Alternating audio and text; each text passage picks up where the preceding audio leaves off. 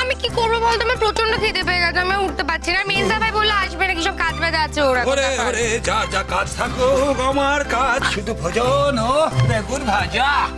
ওরে গুরু কি বাবা, কান্নাবাসীর পুরো বড় বড় ফি। এ কি মেজ বৌদি এলো না?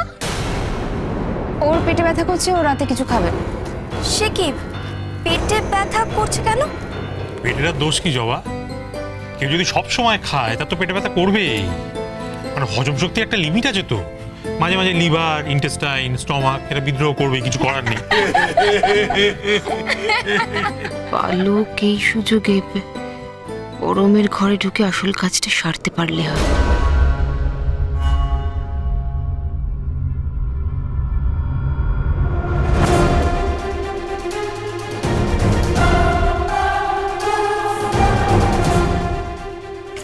ये तो लॉकी होगा। चाबीটা हाँ।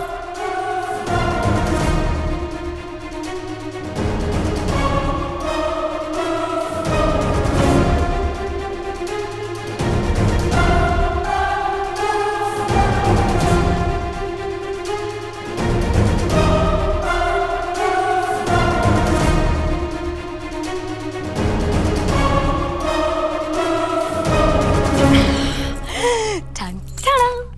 বাবা যা বললো যে বেড়াতে যাবে, তো জায়গা ঠিক হলো? আরে বাবা তো বললো আমাদের সবাইকে জায়গা ঠিক করতে, তারপরে আমরা কি করলাম, একবারে বসেছি আমরা সবাই মিলে, আলোচনাটা তো করতে হবে। আরে দূর, এভাবে কখনো বেড়াতে যাওয়ার জায়গা ঠিক করা যায় টিয়া? সন্ধেবেলা মুড়ি চপ চানাচুর সহযোগে বসতে হবে, আলোচনা করতে হবে, তর্কাতর্কি হবে, দেবু আর জয়ের মধ্যে ঝগড়াঝাটি হবে, ময়ূরী রাগ করে উঠে চলে যাবে, তোর ঘোষা হবে, তবে না যাওয়ার জায়গা ঠিক হবে?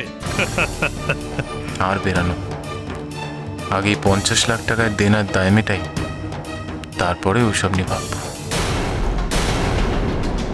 ফোন ফোন তো দিতে হবে আবার। চপ